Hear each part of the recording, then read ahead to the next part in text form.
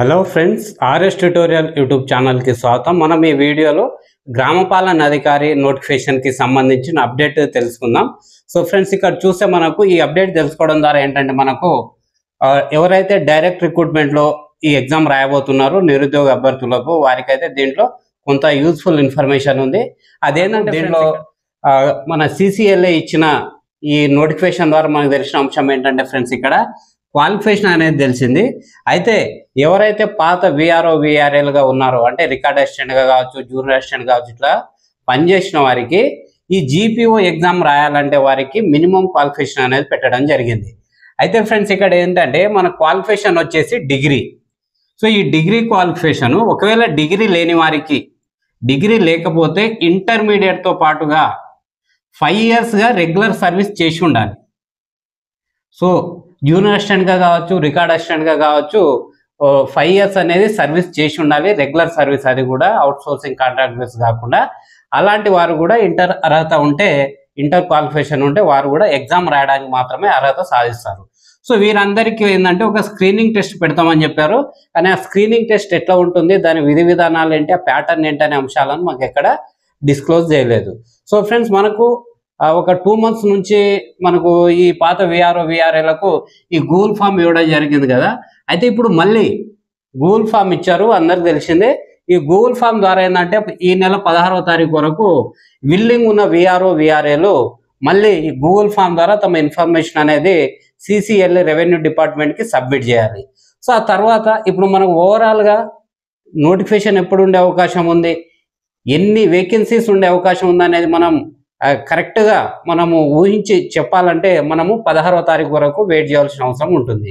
So 16 వరకు మాత్రమే ఈ గూగుల్ ఫామ్ నుంచి అప్లికేషన్స్ తీసుకుంటారు కాబట్టి ఆ తర్వాత మనకు క్లారిటీ వస్తుంది. సో ఫ్రెండ్స్, ఇక్కడ మనం అర్థం చేసుకోవాల్సింది ఏంటంటే, మనం డైరెక్ట్ రిక్రూట్మెంట్ కోటాలో రాస్తున్నాం కాబట్టి మనకు ఖచ్చితంగా ఇప్పుడు ఇక్కడ డిగ్రీ అనేది పెట్టడం జరిగింది ఇప్పుడు. సో డిగ్రీ ఉన్నవారు మాత్రమే ఈ విఆర్ఓ లేదా ఈ గ్రామ పాలన అధికారి అనే పోస్ట్కి ఎగ్జామ్ రాయడానికి అర్హులు, సో అప్లై చేయడానికి.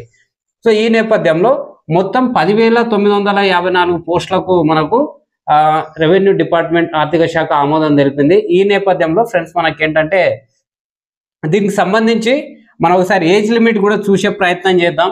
సో ఏజ్ లిమిట్ ఏంటంటే ఫ్రెండ్స్, ఇక్కడ మనకు మినిమం 18, మ్యాక్సిమం 44 ఇయర్స్. అయితే మనకు 2 ఇయర్స్ కూడా యాడ్ చేయడం జరిగింది మ్యాక్సిమం ఏజ్ లిమిట్ కాబట్టి మనకు +2 ఇయర్స్ వరకు అవకాశం ఉంటుంది ఓపెన్ కేటగిరీ వాళ్ళకు. అదేవిధంగా మనకు ఏంటంటే మిగతా ఏదైతే రిజర్వ్డ్ కేటగిరీస్ ఉన్నామో, మన ఎస్సీ ఎస్టీ బీసీ కావచ్చు, ఈడబ్ల్యూఎస్, ఫిజికల్ హ్యాండిక్యాప్డ్, అదేవిధంగా ఆల్రెడీ గవర్నమెంట్ ఎంప్లాయీగా పనిచేసిన వారికి 5 ఇయర్స్. సో ఈ విధంగా వివిధ కేటగిరీస్కి ఏజ్ రిలాక్సేషన్ అనేది అది ఆటోమేటిక్గా ఈ 46 ఇయర్స్కి అదనంగా ఈ ఏజ్ రిలాక్సేషన్ అనేది ఇవ్వడం జరుగుతుంది. సో ఫ్రెండ్స్, ఇది ఏజ్కి సంబంధించిన ఫుల్ క్లారిటీ. అదేవిధంగా మనం ఇక్కడ చూసుకుంటే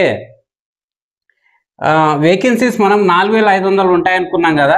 బట్ ఇప్పుడు ఏంటంటే ఫ్రెండ్స్, మనకు పెరిగే అవకాశం ఉంది. ఇది ఎంత అంటే దాదాపు 6,000 నుంచి 7,000 వరకు వేకెన్సీస్, అంటే 6,000 నుంచి 7,000 మధ్యన ఉండే అవకాశం ఉంది.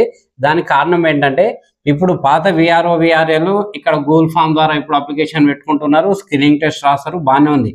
కానీ చాలామంది విల్లింగ్ చూపించట్లేదు. ఎందుకంటే వారు గతంలో రెవెన్యూ డిపార్ట్మెంట్లో ఉన్నారు, ఆ తర్వాత బీఆర్ఎస్ గవర్నమెంట్ ఉన్నప్పుడు వారిని ఆ పోస్ట్ను రిమూవ్ చేసి వేరే వేరే డిపార్ట్మెంట్లో సర్దుబాటు చేశారు కాబట్టి వారు ఆ డిపార్ట్మెంట్లోకి వెళ్ళినప్పుడు, ఈ కొత్త డిపార్ట్మెంట్లోకి వెళ్ళినప్పుడు వారి యొక్క సర్వీస్ అనేది లాస్ అవ్వడం జరిగింది. అంటే వారు మళ్ళీ జూనియర్గా జాయిన్ అవ్వడం జరిగింది. ఇప్పుడు మళ్ళీ already 1 to 2 years service complete అయిన వారు మళ్ళీ ఇదే డిపార్ట్మెంట్కి రావాలంటే ఇప్పుడు మళ్ళీ సర్వీస్ అనేది 0 అవుతుంది అన్నట్టు. కాబట్టి ఈ సర్వీస్ అనేది ఇక్కడ ఇవ్వలేదు కాబట్టి చాలామంది రావడానికి ఇంట్రెస్ట్ చూపించట్లేదు అనేది తెలుస్తూ ఉంది.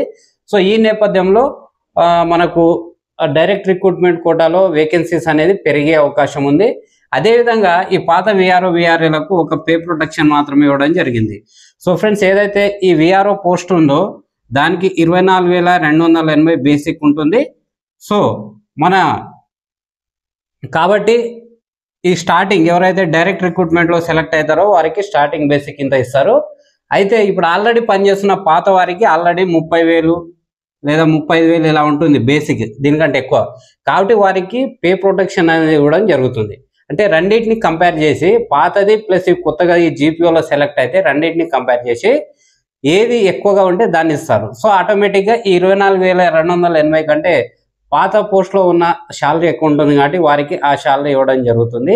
ఈ ఒక్క అవకాశం మాత్రం ఇచ్చారు కానీ ఇక్కడ సర్వీస్ అనేది ఇవ్వడం లేదు. కాబట్టి సర్వీస్ అనేది మొత్తం తొలగించడం ద్వారా జీరో అవుతుంది. మళ్ళీ జూనియర్లు అవుతారు కాబట్టి చాలామంది రావడానికి ఇంట్రెస్ట్ చూపించట్లేదని మనకు తెలుస్తూ ఉంది.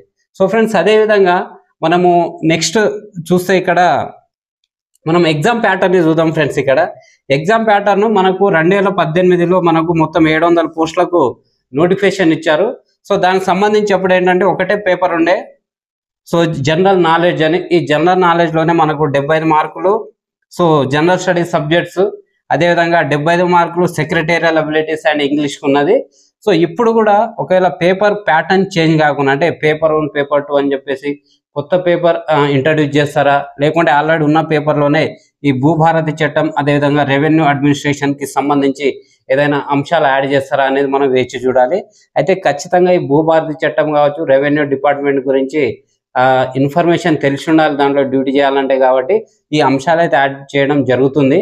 కానీ సపరేట్ పేపర్ రూపంలో వస్తుందా, లేకపోతే ఆల్రెడీ ఉన్న పేపర్లోనే 50 మార్కులు పెంచి 200 మార్కులకు ఎగ్జామ్ పెట్టడమా, లేకుంటే ఆల్రెడీ ఉన్న 150లోనే దాన్ని సర్దుబాటు చేయడమా అనేది ఏదో ఒకటైతే 100% చేసే అవకాశం ఉంది. ఎట్లా అంటే ఫ్రెండ్స్, మనకు గత ప్రభుత్వంలో ఈ జేపీఎస్ ఉంది కదా, జూనియర్ పంచాయతీ సెక్రటరీ ఉద్యోగాన్ని కూడా పంచాయతీరాజ్ చట్టానికి బేస్ చేసుకొని ఒక సపరేట్ పేపర్ ఇంట్రడ్యూస్ చేశారు, పేపర్ 2. ఆ విధంగా కూడా ఇచ్చే అవకాశం ఉంది. బట్ మనకు ప్రస్తుతం ఏంటంటే ఫ్రెండ్స్, ఇక్కడ ఎవరైతే SI, constable, forest beat officer కావచ్చు, గ్రూప్ 2, 3 చదువుతున్నారో వారందరూ కూడా ఈ జీపీఓ రాయడానికి ఎలిజిబుల్. అదేవిధంగా ఈ పోస్టులు అనేవి జిల్లాల వారీగా కూడా మనం ఆల్రెడీ ఒక వీడియో చేసుకున్నాము. నేను కింద డిస్క్రిప్షన్లో వీడియో లింక్ ఇస్తాను, అక్కడ చూడండి. సో మీకు అదొక మోటివేషన్ లాగా ఉంటుంది మీ జిల్లాలో ఎన్ని వేకెన్సీస్ ఉన్నాయనేది.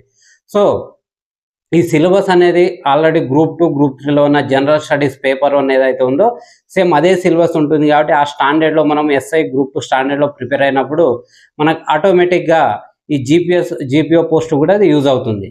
సో మనము ఆ తర్వాత మనం ఏంటంటే ఒకవేళ ఈ భూభారతి చట్టం కానీ లేకపోతే రెవెన్యూ డిపార్ట్మెంట్ అడ్మినిస్ట్రేషన్ సంబంధించి ఏదైనా కొత్త అంశాలు ఇంక్లూడ్ చేస్తే నోటిఫికేషన్ వచ్చిన తర్వాత ఆ అంశాల మీద మనం ప్రత్యేకంగా ఫోకస్ చేసి టైం కేటాయించాలి, సరిపోతుంది. కానీ నేను ఓన్లీ జీపీఓనే చదువుతా, ఇంకా వేరే ఎగ్జామ్స్ రాయాను, జీపీఓ అయిన తర్వాతనే నేను కానిస్టేబుల్ చదువుతా అని ఇలాంటి ఆలోచనలు అనేవి పెట్టుకోకుండా 100% ప్లానింగ్ తోటి అయితే ప్రిపరేషన్ చేయాలి. సో ఫ్రెండ్స్, ఇది మనకు జీపీఓకి సంబంధించిన ఇప్పటి వరకు ఉన్న లేటెస్ట్ అప్డేట్. ఇంకా నెక్స్ట్ జీపీఓకి సంబంధించి మనం ఏంటంటే 16వ తారీఖు లేదా తర్వాత రోజు నుంచి మనకు ఎంతమంది గూగుల్ ఫామ్ రూపంలో తమ ఇంట్రెస్ట్ చూపించారు ఎగ్జామ్ ఈ స్క్రీనింగ్ టెస్ట్ రాయడానికి అనే అంశాలు అయితే మనకు తెలిసే అవకాశం ఉంది. దాన్ని బేస్ చేసుకొని మొత్తం ఈ 10,954 పోస్టుల నుంచి ఈ గూగుల్ ఫామ్ రూపంలో ఎంతమంది అయితే ఇచ్చారో వారిని మైనస్ చేసిన తర్వాత ఈ మిగిలిన పోస్టులనే మనము డైరెక్ట్ రిక్రూట్మెంట్ కోటాలో ఫిలప్ చేస్తారు. కాబట్టి ఆ రోజు దీని గురించి అయితే మనము మాట్లాడుకునే ప్రయత్నం చేద్దాం. సో ఫ్రెండ్స్, ఏదేమైనా మనకు కావాల్సింది ఒకటే పోస్ట్ కాబట్టి మీరు 100% ఇప్పటి నుంచి ప్రిపరేషన్ చేయాలి. ఎవరైతే పాత వారు ఉన్నారో వారు ఆల్రెడీ కోచింగ్ వెళ్ళాల్సిన అవసరం లేదు, అశోక్ నగర్ అటు వెళ్ళాల్సిన అవసరం లేకుండా మీ డిస్ట్రిక్ట్లో మీ ఊరికి దగ్గరలో ఉన్న టౌన్లో స్టడీ హాల్స్కి వెళ్ళి ప్రిపేర్ అవ్వడం చాలా మంచిది.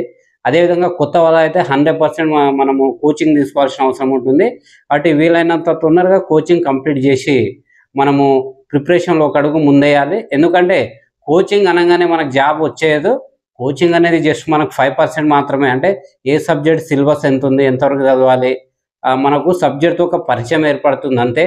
కాబట్టి మిగతా 95% మనము 100% మనం ఓన్గా ప్రిపేర్ అవ్వాలి. ప్రీవియస్ ఇయర్ క్వశ్చన్ని బేస్ చేసుకొని ఇట్లా నెంబర్ ఆఫ్ టైం ప్రాక్టీస్ కావచ్చు, ఏదైనా మ్యాథమెటిక్స్ అని ఇట్లా సబ్జెక్ట్లో మనం వీక్ ఉన్నప్పుడు ఆ ఏరియా మీద అంటే ఆ పర్టికులర్ సబ్జెక్ట్ వరకే కూడా మనము కోచింగ్ తీసుకునే అవకాశం ఆన్లైన్లో ఉంది. కాబట్టి అలా తీసుకొని అయితే ప్రిపరేషన్ ముందుకు తీసుకెళ్ళాలి. సో ఫ్రెండ్స్, ఇది మనకు జీపీఓకి సంబంధించి ఇప్పటివరకు ఉన్న అప్డేటు. సో ఫ్రెండ్స్, ఈ వీడియో కింద నచ్చినట్లయితే ఖచ్చితంగా లైక్ చేయండి. అదేవిధంగా ఫస్ట్ టైం మన ఛానల్ని చూసిన వారైతే ఖచ్చితంగా సబ్స్క్రైబ్ చేసుకోగలరు. Thank you very much. జై హింద్.